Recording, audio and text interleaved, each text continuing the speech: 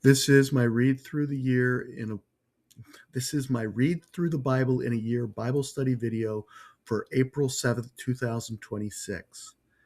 Oh, dear Heavenly Father, be with me as I read your word. Direct my thoughts and show me what you want me to see in this passage for my behaviors and for those who read what I write and hear what I speak in this video. Guide me, Lord, and direct me. Show me what you want me to do and say.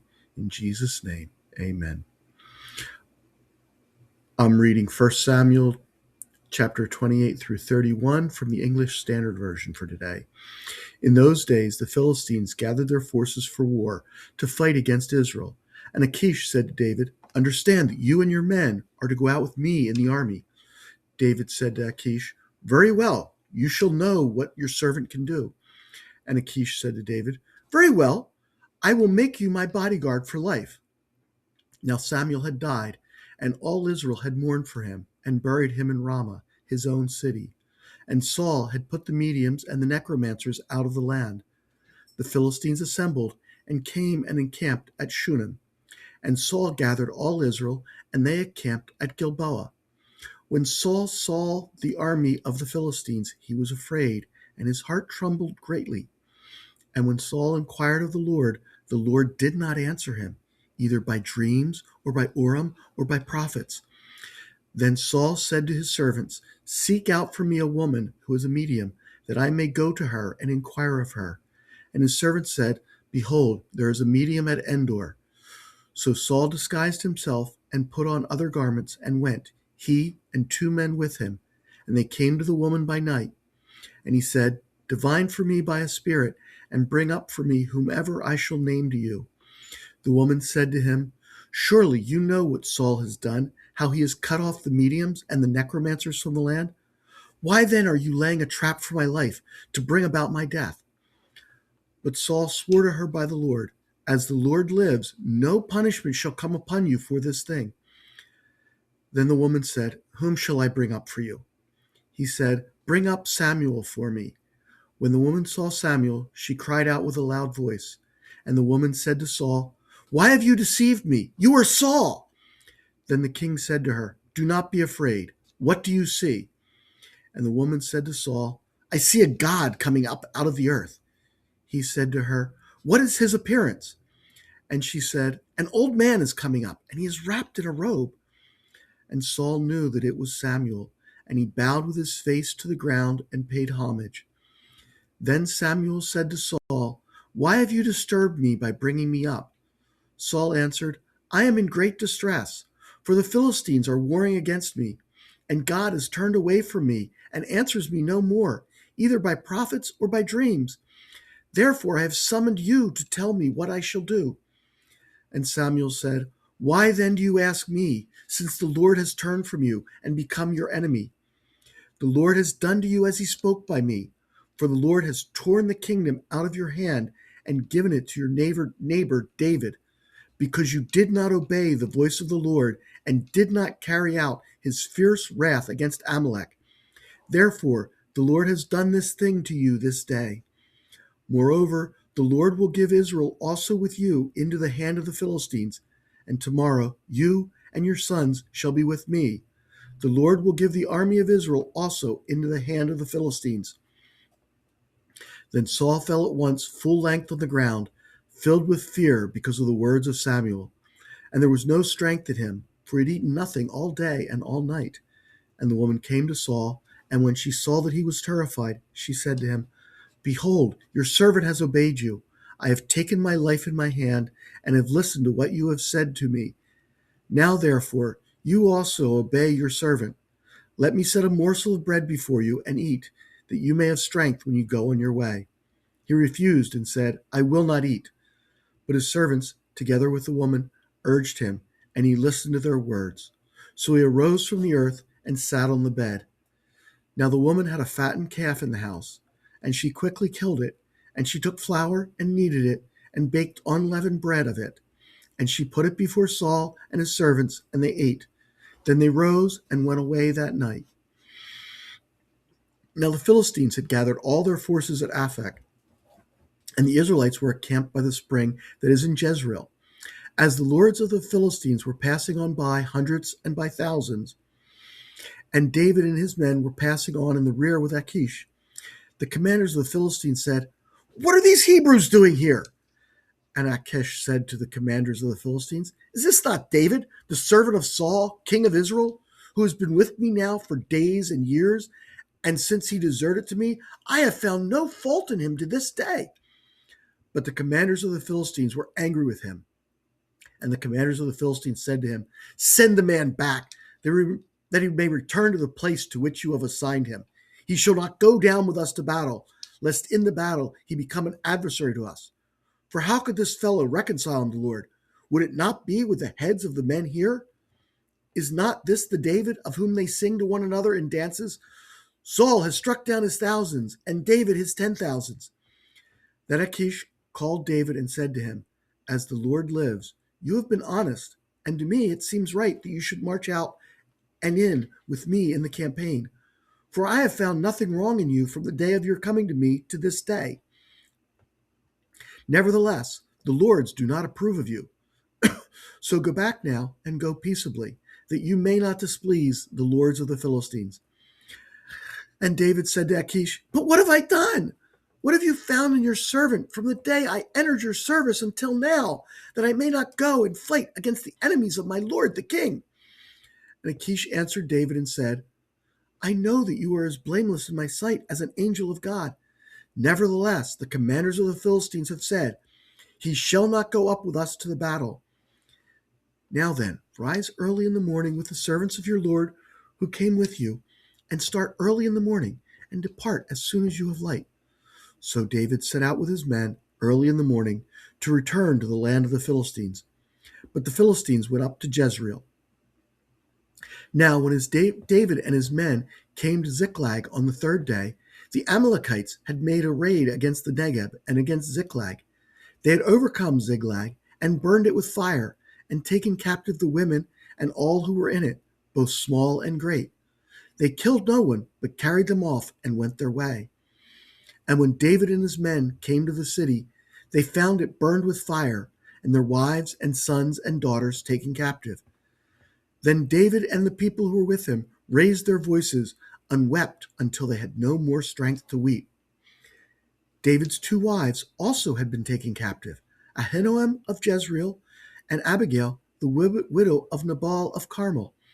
And David was greatly distressed, for the people spoke of stoning him, because all the people were bitter in soul, each for his sons and daughters. But David strengthened himself in the Lord his God. And David said to Abiathar the priest, the son of Ahimelech, "Bring me the ephod." So Abiathar brought the ephod to David, and David inquired of the Lord, "Shall I pursue after this band? Shall I overtake them?" He answered him, "Pursue, for you shall surely overtake, and shall surely rescue."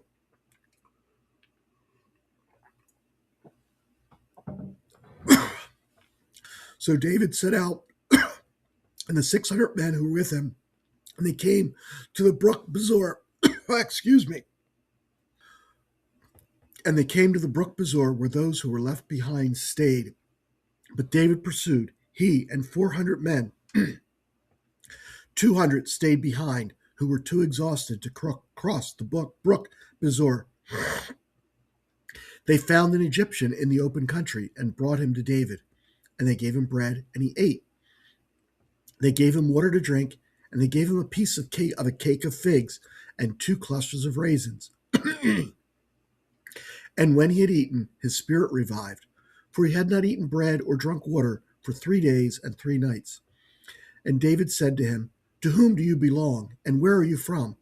He said, "I am a young man of Egypt, servant to an Amalekite, and my master left me behind because I fell sick 3 days ago. We had made a raid against the Negeb of the Cherethites, and against that which belongs to Judah, and against the Negeb of Caleb, and we burned Ziklag with fire." And David said to him, "Will you take me down to this band?" And he said, "Swear to me by God that you will not kill me or deliver me into the hands of my master, and I will take you down to this band." And when he had taken him down, behold, they were spread abroad all over the land, eating and drinking and dancing, because of all the great spoil they had taken from the land of the Philistines and from the land of Judah. And David struck them down from twilight until the evening of the next day. And not a man of them escaped, except 400 young men who mounted camels and fled. David recovered all that the Amalekites had taken, and David rescued his 2 wives. Nothing was missing, whether small or great, sons or daughters, spoil, or anything that had been taken. David brought all back. David also captured all the flocks and herds and the livestock before him and said, "This is David's spoil." Then David came to the 200 men who had been too exhausted to follow David and who had been left at the brook Besor. And they went out to meet David and to meet the people who were with him. And when David came near to the people, he greeted them. Then all the wicked and worthless fellows among the men who had gone with David said, "Because they did not go with us, we will not give them any of the spoil that we have recovered, except that each man may lead away his wife and children and depart." But David said, "You shall not do so, my brothers, with what the Lord has given us. He has preserved us and given into our hand the band that came against us. Who would listen to you in this matter? For as his share is who goes down into battle, so shall his share be who stays by the baggage. They shall share alike." And he made it a statute and a rule for Israel from that day forward to this day. When David came to Ziklag, he sent part of the spoil to his friends, the elders of Judah, saying, "Here is a present for you from the spoil of the enemies of the Lord." It was for those in Bethel, in Ramoth of the Negev, in Jatir, in Aroer, in Siphmoth, in Eshtemoa, in Rakal, and in the cities of the Jerahmeelites, in the cities of the Kenites, in Hormah, in Bur Ashan, in Athak, in Hebron, for all the places where David and his men had roamed.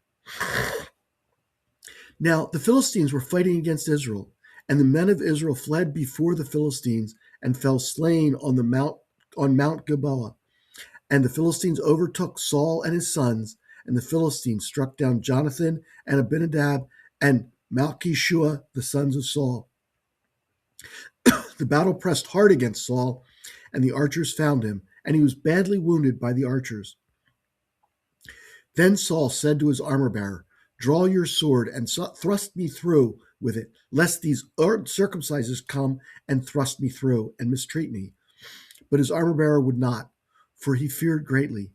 Therefore Saul took his own sword and fell upon it. And when his armor-bearer saw that Saul was dead, he also fell upon his sword and died with him. Thus Saul died, and his 3 sons, and his armor-bearer, and all his men on the same day together. And when the men of Israel who were on the other side of the valley, and those beyond the Jordan, saw that the men of Israel had fled, and that Saul and his sons were dead, they abandoned their cities and fled, and the Philistines came and lived in them. The next day, when the Philistines came to strip the slain, they found Saul and his 3 sons fallen on Mount Gilboa. They cut off his head and stripped off his armor, and sent messengers throughout the land of the Philistines to carry the good news to the house of their idols and to the people. They put his armor in the temple of Ashtaroth, and they fastened his body to the wall of Bethshan. But when the inhabitants of Jabesh Gilead heard what the Philistines had done to Saul, all the valiant men arose and went all night and took the body of Saul and the body of his sons from the wall of Bethshan, and they came to Jabesh and buried them there. And they took their bones and buried them under the tamarisk tree in Jabesh and fasted 7 days. So if you like my video, please like and subscribe. Anyway, I struggle to interpret the story about the woman of Endor who summoned Samuel's spirit, or perhaps ghost, for King Saul. This description of it actually being Samuel who was summoned runs contrary to my understanding from other parts of the Bible about what happens when a medium actually produces results, as opposed to those mediums who are just charlatans. However, I do not want to get too caught up on that, because the point of the story is that King Saul went into his final battle with the Philistines knowing and feeling that he had been abandoned by God. Repeatedly throughout his life, Saul turned to God for aid when things looked bad. But he did not truly turn from his sins. He did not truly follow God's commands. King Saul sought God's guidance and assistance to deal with problems that he could not deal with on his own. But he did not seek God's guidance in the rest of his life, and he did not fully follow the directions God gave him. So God finally stopped answering his requests for guidance. Let us not let ourselves come to that point. In contrast to that, we see what happened with David at almost the same time. While Saul was visiting a medium to consult Samuel's spirit about what he should do, David was coming into the Philistine camp with his men to join into their order of battle for their battle against Saul, against the Israelites. David had spent his time among the Philistines, making it seem like he was attacking his fellow Israelites, while he was actually raiding other peoples in the area, which, by the way, lends an interesting insight into the politics and demographics of that area at the time. Anyway, now his deception had led him into a place of prominence in the Philistine order of battle with the Philistine lord under whose protection he had placed himself, that is, Achish, the king of Gath. However, the other Philistine lords remembered how in the battle involving Goliath, the Hebrews who were in their army turned against them. They didn't appear to remember David's role in that battle, but they remembered that when things went bad, the thing that really turned it against them was that the Hebrews in their line of battle turned against them. Therefore, they told Achish to send David away. They did not want David in their order of battle. This shows God working to spare David from having to go against his own people in this war. So while Saul was seeking God's guidance and not finding it, God was working to put David in the right place at the right time for God's plans for David. If David had gone into that war on the side of the Philistines, it would have been very difficult for the Israelites to accept him as their king. But he didn't. That is how God works for us if we seek his guidance. And we see later in the passage that he seeks God's guidance when he discovers that his town had been raided and his wives taken. So there it is. Seek God's guidance and do as he instructs.